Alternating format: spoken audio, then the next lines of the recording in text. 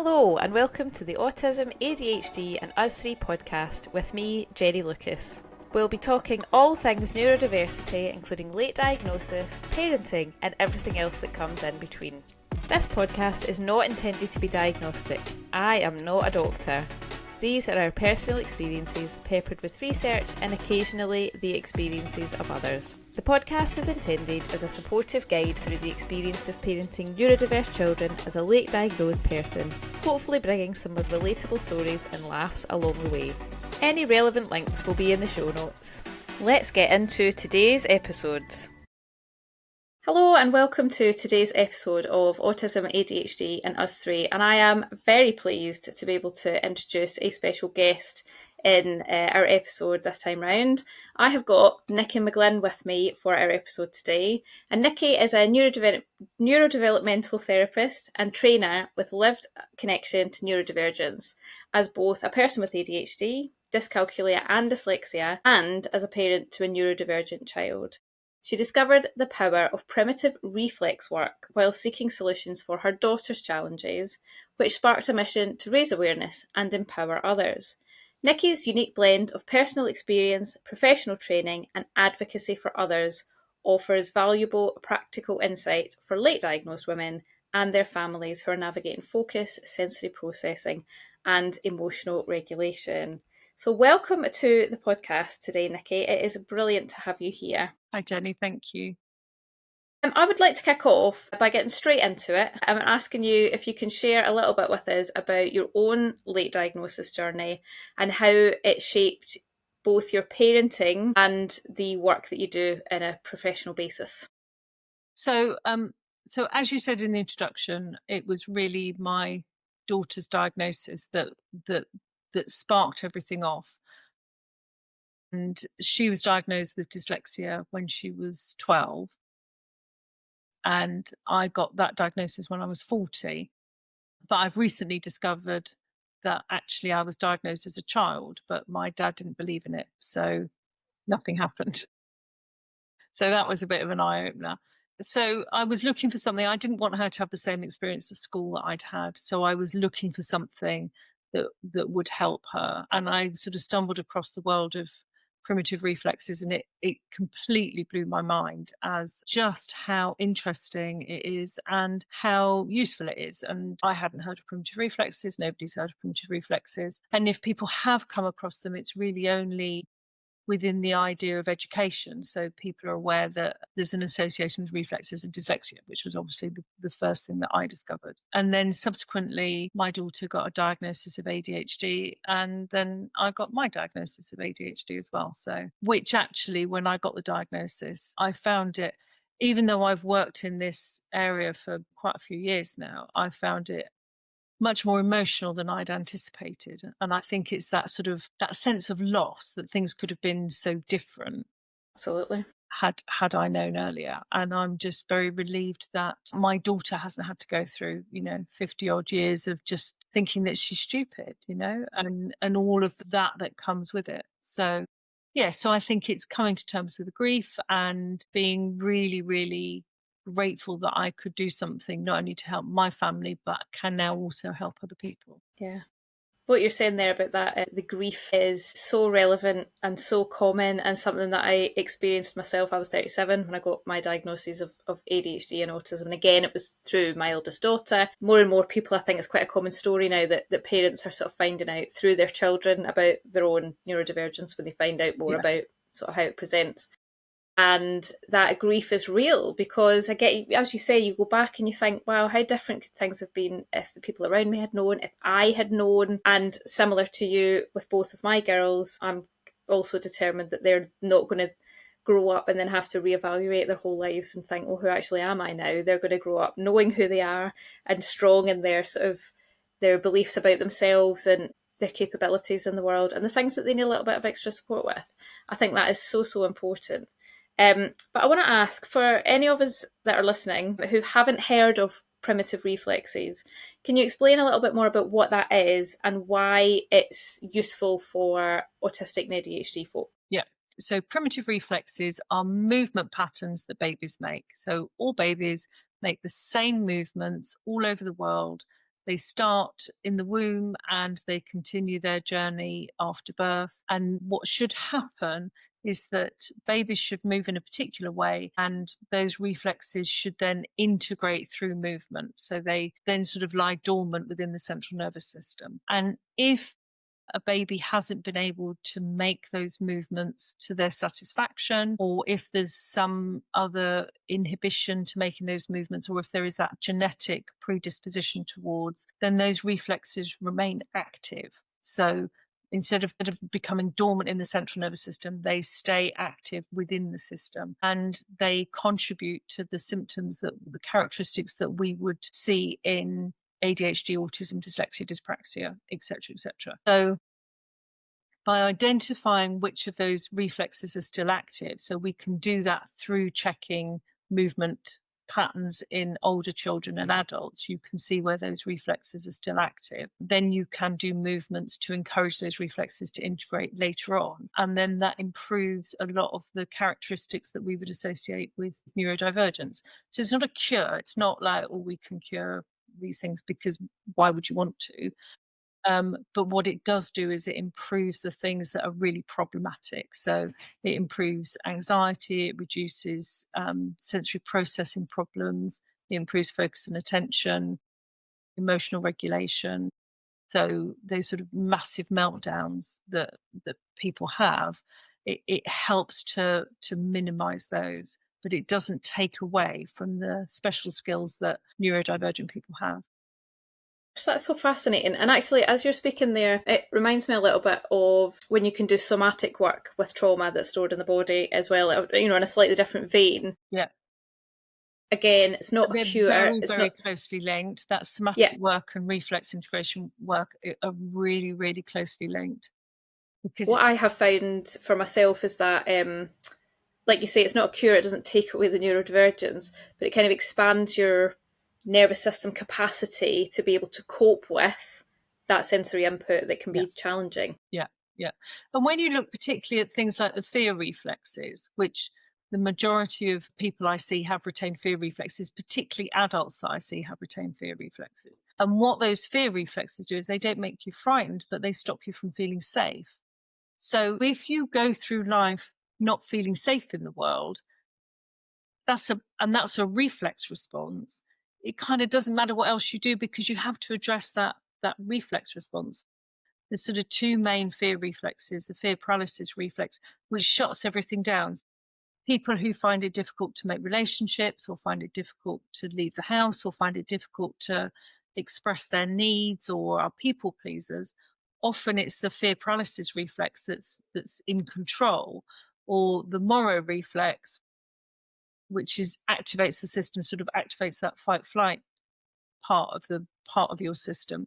So that if that's very active, that's when you get people who are very controlling, or who are very reactive, or very domineering, not because they're difficult, but because they don't feel safe. So they're trying to control their environment in order to feel safe in the world. That's really interesting. In terms of, you know, as you say, the close link to sort of somatic work and that fear response, that being in fight flight and the not feeling safe is just set off so many light bulbs in my own mind about, you know, if you experience anxiety and there's no like reason, quote unquote, for the anxiety. Yeah. It's a primitive thing. It's a nervous system thing. Yeah. It's something that needs to be sort of worked out in the body. Yeah. There's no amount of kind of logicking it or talking through it helps. And I think with so many neurodivergent people that I've spoken to, and women in particular, you know, we've all done a little jot of CBT. We've all been referred for some talking therapy at some point over the last 20 or 30 years, and have found it limited in its ability to help, because it's very much stuck in exactly. It's all prefrontal cortex stuff. And actually the bit you need to work with is the limbic system, and to some extent the brainstem itself. So all of that survival stuff. And because it's a reflex, you don't have any control over it. So you can't think your way out of it. But what you can do is do a movement program, and then that will help to calm those reflexes down, encourage them to integrate. And it just makes life a bit easier for everybody. It's fascinating. So, in your experience, what are some of the subtle ways that retained reflexes can show up in women or girls in particular, especially if they've like slipped through the cracks of standard support and then ended up not being diagnosed until later in life? Well, people pleasing is a really obvious one. Okay. People pleasing, Guilty. aren't we all? So people pleasing is the first one that you immediately thinks, and that whole kind of masking thing of trying to fit in, trying to pretend that you're just like everybody else, and not understanding why you don't fit in with everybody else. You know, what's the problem? So that would probably be the first thing, and I think probably less gendered, but generally that whole thing about not being able to be still, not being able to listen properly. My problem always at school was being terribly disorganized, and I could never understand why everybody else could get their, and I still struggle with that actually, why everybody else can get their act together and have their bag packed and be ready to leave. And I'm still, picking stuff up off the floor. And all of that is reflex stuff, your neck reflexes. Affect your ability to organize yourself, process information, that time blindness that a lot of us struggle with.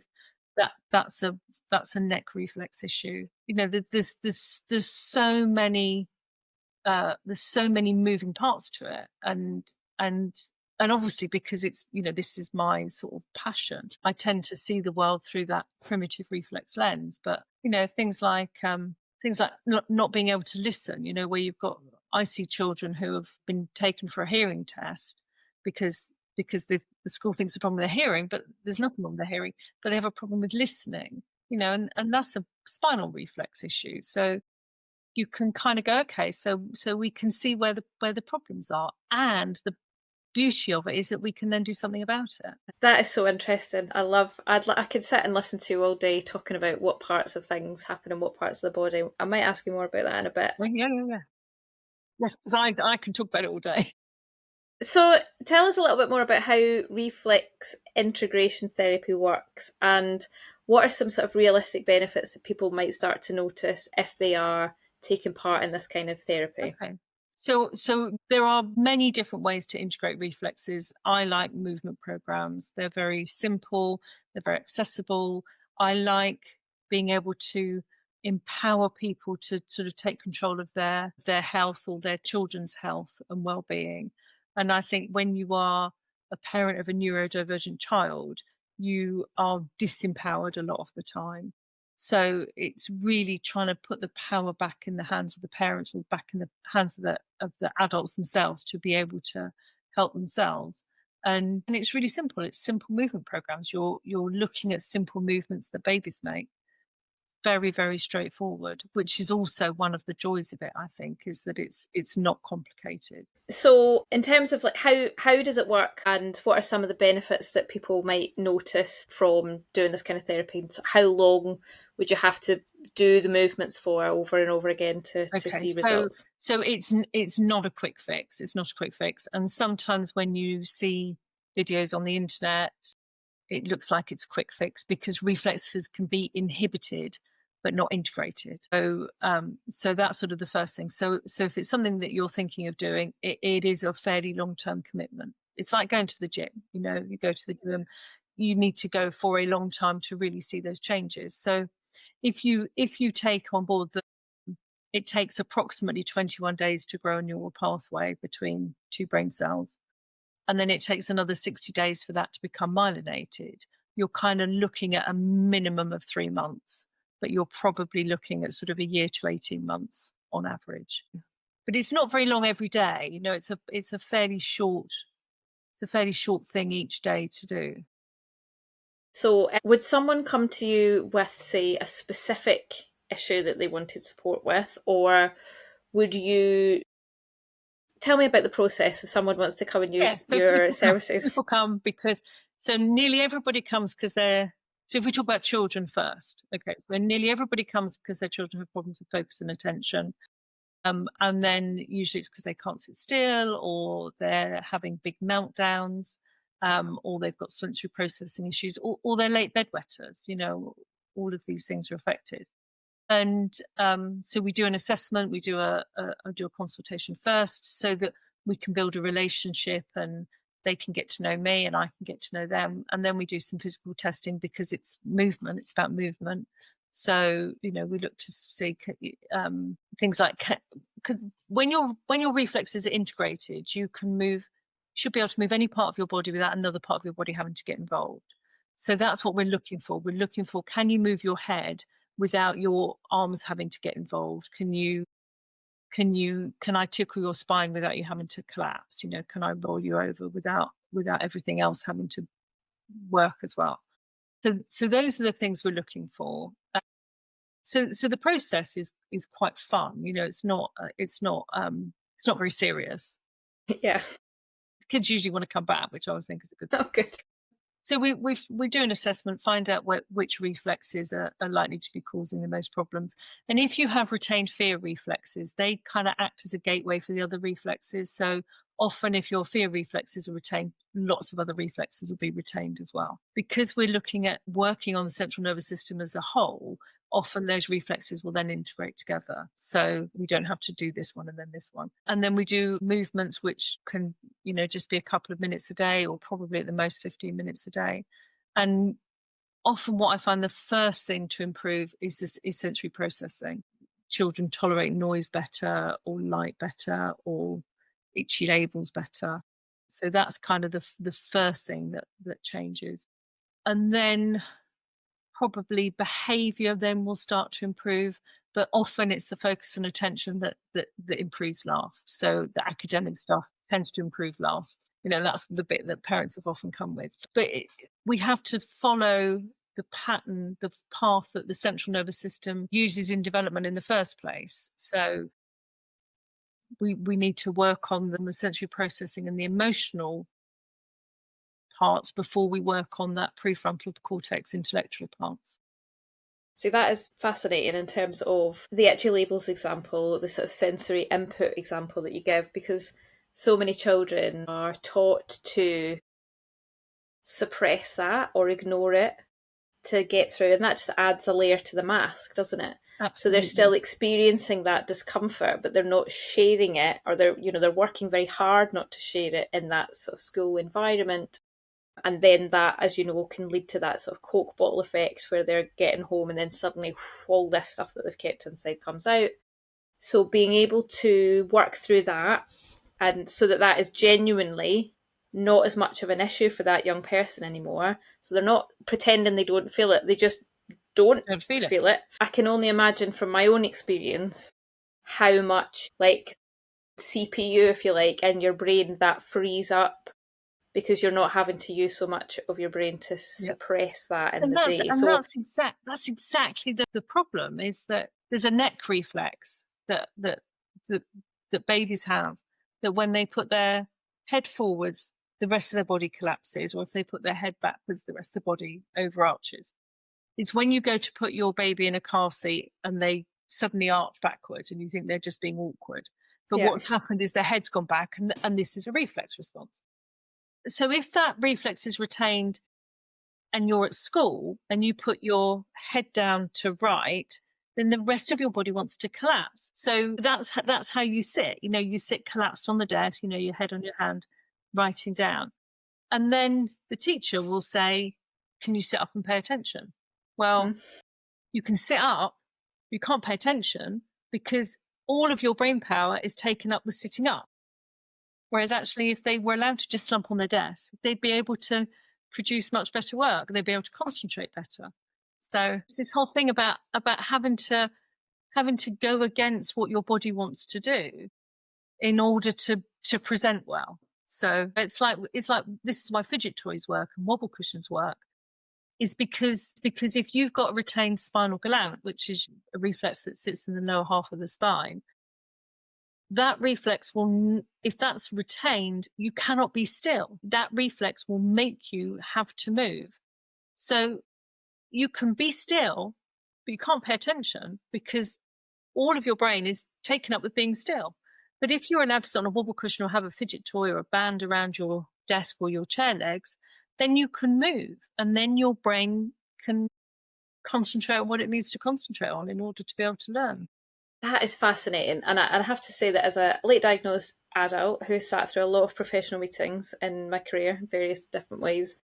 The number of times where I have wanted to lie on the floor or lie with my head on the desk or just be in a different position from the I'm paying attention, like how professional I am persona that you have to put on in places. It's, you know, and it's almost like, I don't know how to describe the feeling, but I'm sure people know it very well. It's almost like itchy ants inside your body. Eventually you're like, really need to move. Like, this is, I don't want to be here anymore. I can't concentrate on anything else that you're saying because I'm done with this now. Because your whole body is crying out to do something else. Yes. This is the thing, is if you're a child with retained primitive reflexes, you become an adult with retained primitive reflexes. Yeah. So if we can translate this into adults and into business and get HR people to understand the implications of retained primitive reflexes, it will massively change the work environment for people as well.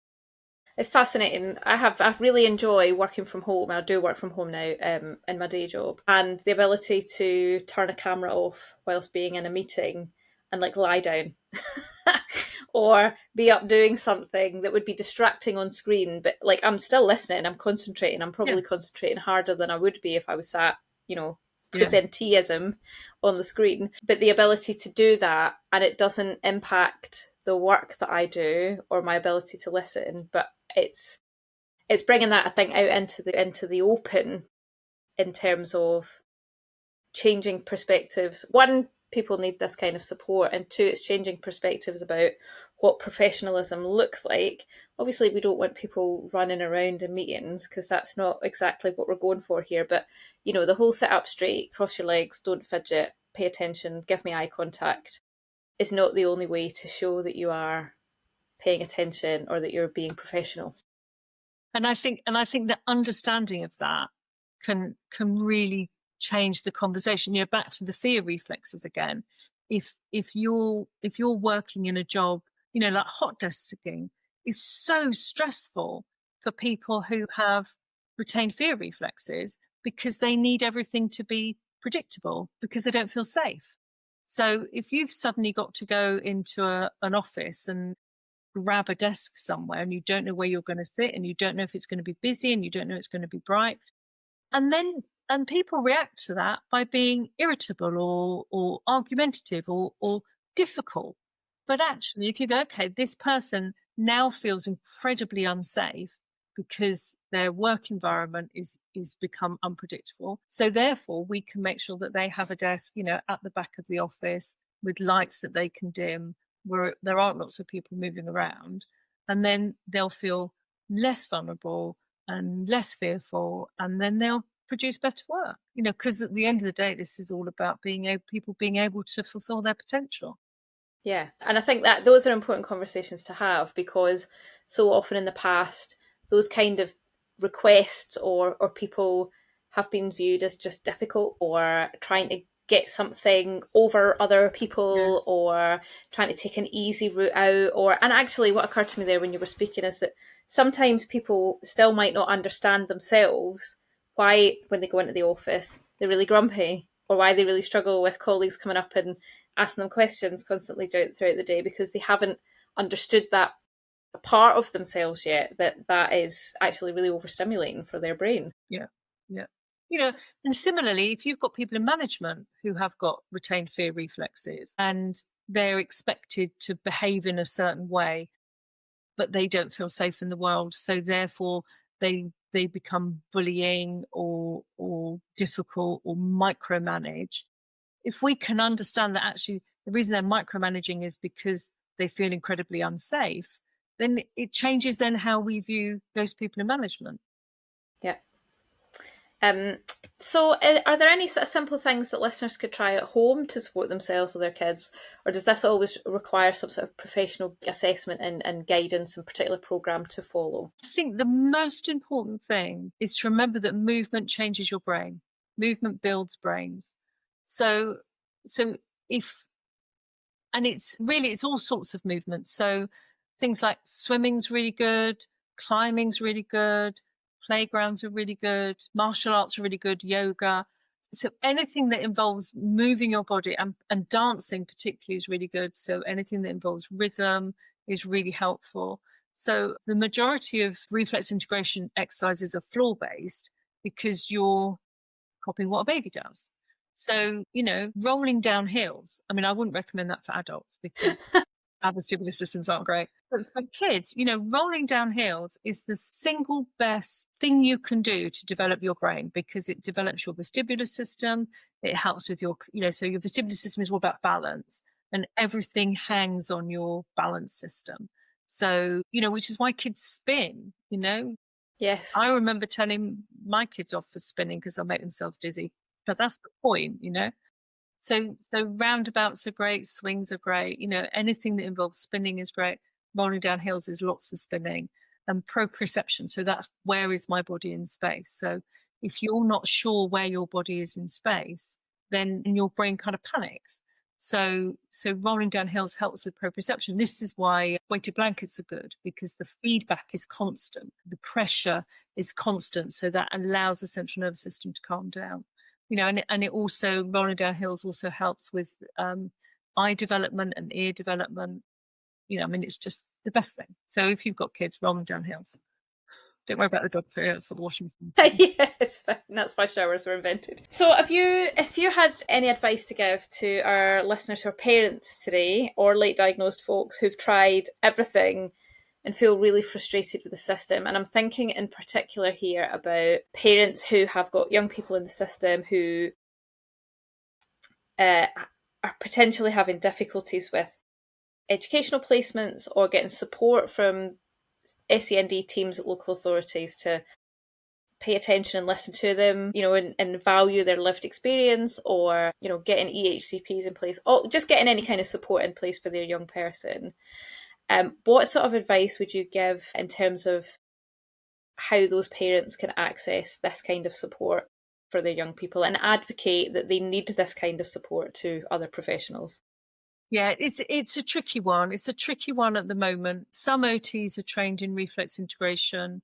I work privately. I don't work within the NHS. I don't work within the education system. Although that being said, I do train teachers. I do go into schools occasionally and support children. But it's just this whole education process. I'm doing a talk at the Welsh National Education Conference in October.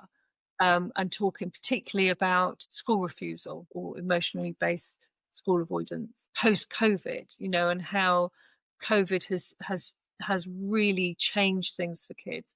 And that's going back to those fear reflexes again, because if all of a sudden you're growing up in a world that actually you're being told is unsafe, and then all of a sudden everybody goes, no, it's all fine, it's all safe again.